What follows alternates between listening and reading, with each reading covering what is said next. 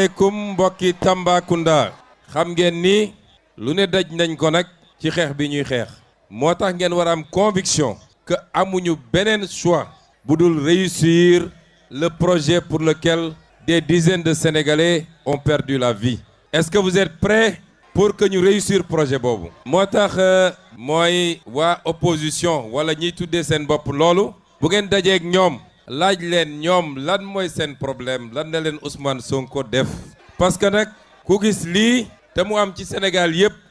xam naa ni de nit kuy yàq wala nit kuñ sénégalais yi wóoluwul mënoo am lii mënoo ko am kon ñoom lan mooy seen problème ndax ñenn ñi mooy ñi ci bëri ci ñi ñu bokkal génération politique su ma nee génération politique nag mooy ñu duggandool ci politique am na ci ñoo xam ne retraité nañu waaye ñoom ñoo démarré ndoo ndax dañoo jàpp ni lii ñu yàlla wërsëgale ñun ñoo leen ko xañ ñoom ba tax ñu jël ko def ko affaire personnelle fu ñu gis Ousmane Sonko wala ñu dégg Pastef seen xol yi di bax ñeneen ñi tamit ndax dañoo jàpp ni la ñu yoroon ñoom foog ni ñoom gâteau bu ñu moomal seen bopp la te muy moomeelu askan wi ñu jàkkaarloog ñoom ba jëlee ko seen loxo jàpp nañ ni ab teranga buñ leen xañ la ñoom yooyu yëpp ndax moo justifié lii ngeen gis tey te mu safaanoo lool ak li askan yu bëgg 6 mois yi jiitu ñoom ñëpp dañoo takkoon seen rajo nekk Ndakaaru di wax rek di désinformer di calomnier di wax yoo xam ne amu ci dara lu taxaw jàpp ni mën nañu nërmel askan wi waaye bi campagne bi commencé ba léegi am na ci ñoo xam ne bis bu ne ma gis seen vidéo ñu toog seen kaw oto waaye du ñu wone lu leen wër de ñoom rek la ñuy wone loolu li muy firnde mooy waxuma ko pour may leen buzz de ndax ne dañu naan soo waxee si ñoom da nga leen di may buzz waaye raisonnement bi dafa am fi mu jëm mooy askanu Sénégal bokk na ci askan yi gën a yeewu ci àdduna askanu Sénégal duñu ñuy nax ci wax ju bëri ak manipulation ndax le pôle sud-est pare na parce que fii waxu pôle lañ fi wax mbokki Kamba fii damay wax ci le pôle sud-est campagne thématique la ñu wax campagne boo xam dañ ko teg ci xam-xam keroog am na candidat bu fi jaar nee na woo daf ñuy yedd nee na léegi am na ay études yu mu santaane woon ba ANSD def ko nee na man léegi mu may ñaan ma dem jëli études yooyu pour xool ko gis nga étude ku nekk ci nguur pendant 12 ans defoo dara lu dul nga naan am na étude yu ma bàyyi woon ci tiroir yi dem leen jël ko ñooñu waroon nañu am gàcce taxaw naan dañuy campagne électorale mais le pôle sud-est moo boole ñaari région muy région de Kédougou ak région de Tambacounda yéen waa Tamba yéen waa pôle sud-est dama bëgg ngeen am une fierté mooy Sénégal dañ dem ba andi benn stéréotype ñu ne Tamba même ñi fi mujjee am problème borom yoonu Bakel yi nit ñi dañ doon wax Tamba de tàng na stéréotype bi ñu def mooy soo nee Sénégal oriental ñu ne la fu tàng la fu wow la dëkk ba dëgër na dama bëgg ngeen am une fierté. Est-ce que vous savez que vous êtes le pôle le plus riche du Sénégal est-ce que xam ngeen ko le pôle le plus riche du Sénégal keroog bi ñu présenté référentiel bi sooy jël classement Sénégal en termes de richesse par tête d'habitant le pôle sud-est mooy le pôle le plus riche et le seul qui a un PIB par tête d'habitant de 1 million amul beneen bu ko am et ca des yëpp ñi ngi diggante ay 400 000 500 000 600 000 lan mooy problème bi donc le problème mooy cette richesse quelquefois n'est pas exploitée mais souvent est exploitée au profit même pas du Sénégal mais d'intérêts étrangers loolu nag lañ fiy jëlee définitivement les richesses de ce pays vont profiter d'abord aux fils et aux filles de ce pays loolu mooy la première chose le pôle sud-est bu ñuy wax tàngoor xam nga Dubaï amul fu ko gën a tàng ci àdduna désert la Dubaï Arabie Saoudite désert la te ñépp a ngi dem foofu tey lan moo ko waral mooy ba ñu amee pétrole wala ñu am gaz dañoo am seen fulla bu mat sëkk téye ko seen mbir réew tabaxee ko réew mi fi nga xam ne yaa 40 ans ay tente la woon ci désert bi ak ay jëléem tey soo fa demee ay gratte-ciel nga fay fekk lan moo tax ñun suñu or bi nekk fii suñu fer bi nekk fii suñu marbre bi nekk fii lépp nekk ci pôle bi utiliser wuñ ko dans le même sens ba tey boo ñëwoon Tambacounda lu mel noonu nga fay fekk c'est ça le vrai pari que nous devons relever ensemble est-ce que vous êtes prêts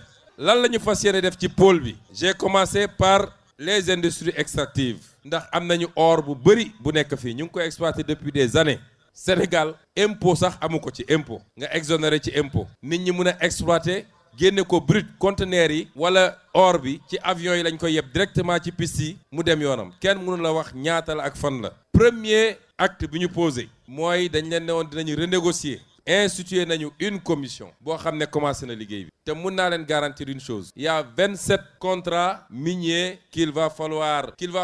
relire ba pare delloo si ko dans de meilleures conditions ba mun a profiter à la région et au Sénégal 27 contrats miniers parce que dañu bëgg fii li nga xam ne moo fi am ñu exploité ko fi wax naa ko léegi à Kédougou réew muy produire or te amoo comptoir de commercialisation de l'or même nos bijoutiers sénégalais bitim réew la ñuy dem uti or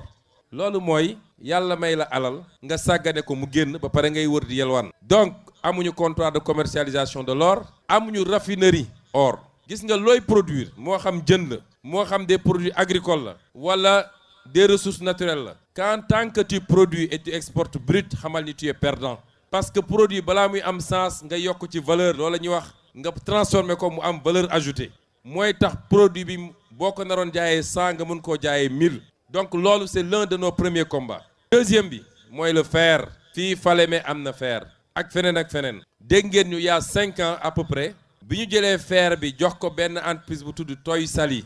Tosyali kooku waroon ci ab lu mat 10 000 milliards lépp ci kaw le dos des Sénégalais boobu j'étais opposant maa fi taxaw def conférence de presse fëgg ci table bi yooxu ba ñu dellu gannaaw su du woon loolu du ñu fekk fii fer bi donc ce fer qui aujourd'hui fer boobu nga xam ne tey ça appartient quasiment à 100% au Sénégal moom la ñu bëgg a commencer exploitation il faut que le pôle sud-est devienne un hub sidérurgique ak métallurgique mooy li nga xam ne fer bi la ñu mun ko di traiter fii exploiter ko fii traiter ko fii gis nga lii yëpp may wax nii au-delà du fait que ça va générer des milliers d'emplois moom mooy yor économie fii parce que à terme li ñu bëgg mooy que Tambacounda devienne une métropole régionale mais pour mu am lan mooy renforcer les métropoles foo mënul créer de l'économie mënoo fa créer de l'urbanisation nit ñi duñ ñëw installé wu wala suñu installé woo duñu tabax li ñu war a tabax moo tax loolu c'est extrêmement important en termes d'infrastructure tey ñi ngi bëgg a def université bu Tambacounda ma leeral ci dara parce que dañuy wër di wax nit ñi ne le nouveau régime moo bëgg a bloquer université bi déedéet ñun bi ñu ñëwee dañoo fekk ñaari projet université bu Tambacounda ak bu Matam ma ne gars yi nañ ko auditer parce que xam nañ gars yi li ñu fi nekkee woon mais soo ñëwee gis ay surfacturation yu jéggi dayoo est-ce que jàkkoor ngeen benn kër bu ñu war a tabaxal un enseignant les logements des enseignants benn kër sur 148 mètres carrés R+1 ñu war ko facturer 1 milliard 600 millions benn kër loolu foog ngeen ni yoon la xam nga man li ma neex ci gars yi mooy bu Ousmane Sonko di wax comme amatuñu argument dañ naan li mu wax yëpp fen la lu ma mus a wax feeñ na te li ma wax nii ci semaine yi di ñëw ba ñu pare élection législative bi ba installé assemblée bi di ngeen xam gars yi li ñu nekkee woon ci réew mi loolu moo tax ren quand le ministre de l'enseignement supérieur a voulu ne foog ñu ubbi université Tamba dama ko ne du ngeen ko ubbi parce que paraxe bi dina andi ñu yàq li ñu waroon defar prenons le temps de faire le travail correctement d'ici l'année prochaine parce que Tambacounda état bi mu nekk su dee amphithéâtre yi pareegul wala su dee logements sociaux yi pareegul étudiants yi war fee ñëw fan la ñuy jëlee ñoom ñëpp fu ñu mën a louer ba nekk dans des conditions normales de travailler c'est parce que capital bi mu doon wuyoowul ak li mu waroon doon mooy tey ñaata réceptif hôtelier ñoo nekk Tambacounda ñaata complexe ñoo fi nekk yoo xam ne tey soo amoon 5000 personnes qui viennent pour un événement ñoom ñëpp war nañoo mën a dëkk dans des conditions normales loolu nag li koy andi mooy nga tabax koom-koom li ma wax ci fer bi wax ko ci or bi ak yeneen ressources yi fi am suñ ko toggee ni ñu ko war a toggee loolu mooy générer les richesses qui permettent de construire cette métropole que nous voulons Kédougou doit être une métropole secondaire à l'horizon 2050 suñu nee métropole nag mooy lan ñu fi yàgg a voyager gis nañ dëkk yi ñu naan dëkk yi dañoo développé naka la mel Kédougou laa jógee waaye Moustapha Guirassy xam nga ni Kédougou en tant que capitale régionale xam nga ni des na lu bëree bëri kon loolu mooy liggéey bi boo jëlee activité agricole fii bokk na ci les régions les plus agricoles coton bi foño bi gerte bi ak tous les produits horticoles yi ñu fi mën a béy c'est pourquoi l'agropole bi ñu war a def fii muy l'agropole sud-est parce que li importance agropole yi mooy dootoo bay rek di génne da ngay bay transformer sur place l'industrialisation du Sénégal dont on vous parle loolu mooy idée bi parce que c'est ça qui crée des emplois et c'est ça qui va nous permettre de vous redonner espoir vous les jeunes de ce pays à rester ici et non pas à partir dama musa wax benn phrase ma ne tubaab bi ñu ngi bëri lu ñuy wax émigration mais immigration amul li am mooy boo ñëwee foqati alalu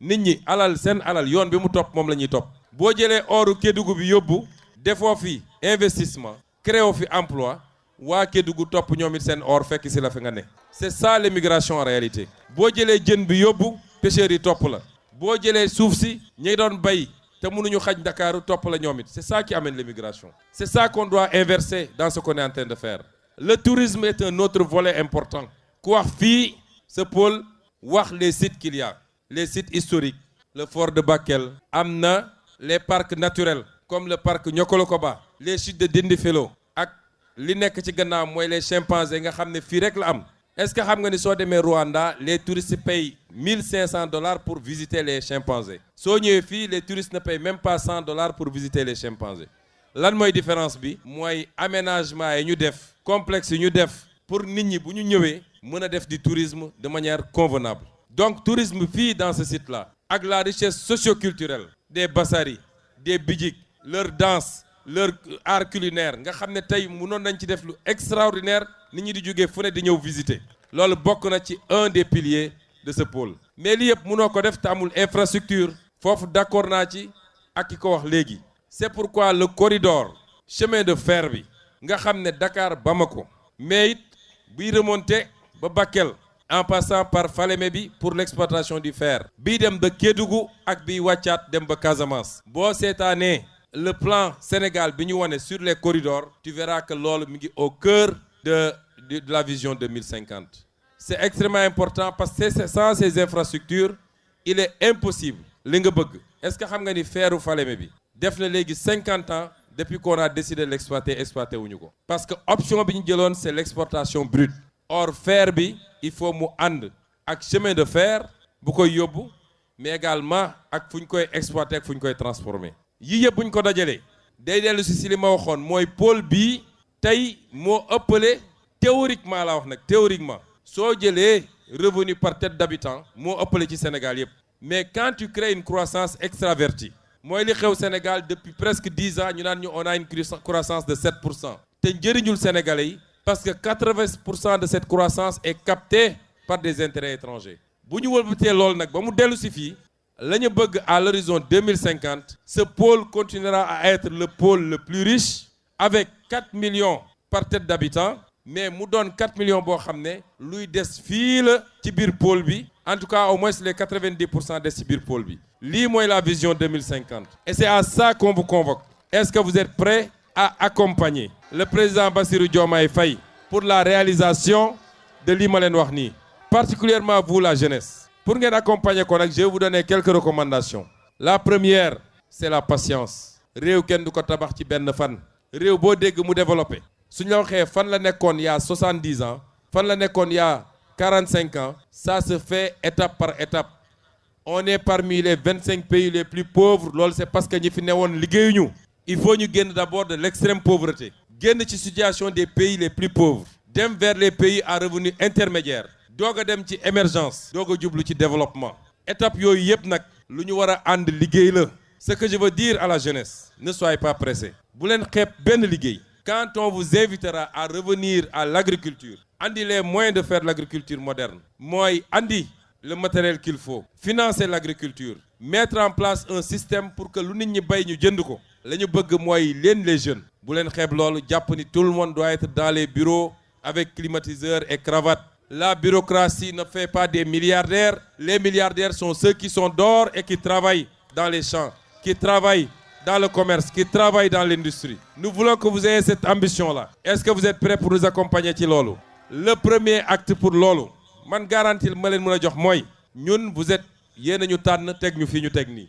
sàcc xaalis dootul am ci réew mi détournement de deniers publics dootul am ci réew mi l'argent du pays dinañ ko delloo au peuple dinañu am gis-gis bu leer nañ ak ay programme bu leer nañ loolu mooy contrat bi ñu luye ce qu'on attend de vous c'est que vous nous accompagniez pas par pas chaque jour fu ñu leen woo na ngeen ñu uyu si ñi leen di gëmloo way yéen a leen woteloon yéen a ngi nii amagu leen liggéey quand tu as 65% de jeunes mënoo leen créer emploi en 6 mois ñoom ñëpp surtout soo ñëwee fekk ñu yàq réew mi endetté ko ba mu egg ci baat bi dafa am une phase de rectification une phase de redressement loolu la ñu bëgg ngeen ànd ak ñun est-ce que vous êtes prêts premier acte bi nag mooy élection législative bi ngeen jox ñu les moyens de gouverner parce qu'il nous faut gouverner 6 mois yi passé yoruñu assemblée nationale est-ce que dégg ngeen ñu voté une seule loi ñaari loi yi ñu yóbbu assemblée nationale dañ ko rejeté fexe nañu sax pour daaneel sama gouvernement kon su ngeen bëggee programme bi ñu leen tëral ñu dérouler ko rapidement da ngeen ñuy jox une majorité confortable bu boobaa nag bu ma fi dellu siwaatee dans le cadre de la campagne mun ngeen ma xool les yeux dans les yeux ngeen ne ma laajoon nga ñu président de la république ñu jox la laajal nga ñu majorité assemblée nationale ñu jox la 155 députés waaye def nañu 4 ans gisuñu résultat gisuñu début résultat loolu mooy contrat social ak contrat moral bi ñu bëgg am seen diggante suñu digganteeg yéen kon dem leen jëli carte électeurs yi parce que am nañu jëlagul seen carte ba léegi ensuite le jour du vote na ngeen teel a jóg parce que li ma gis nii bu ngeen toogee ba 18 heures yéen ñëpp ngeen sotteekoo ci bureau de vote yi du sotti est-ce que vous nous promettez qu'à 7 heures du matin les bureaux de vote seront remplis à bord ngeen voter massivement pour notre liste ñu am majorité bi ñu bëgg est-ce que vous le promettez je vous remercie pour votre attention salaamaaleykum